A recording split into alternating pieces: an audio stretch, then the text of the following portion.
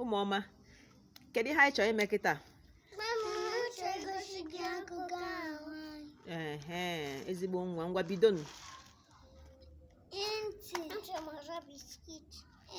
M ga-enye gị biskit, ngwa na-eme. Eze, ile, ọnụ, isi, ihu, ntutu isi,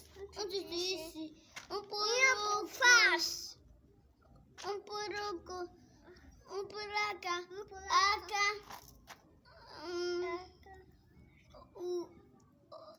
uvu,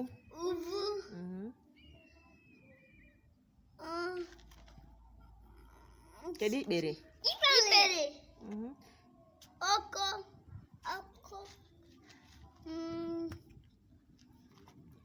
afọ, igosi mkpụrụ aka.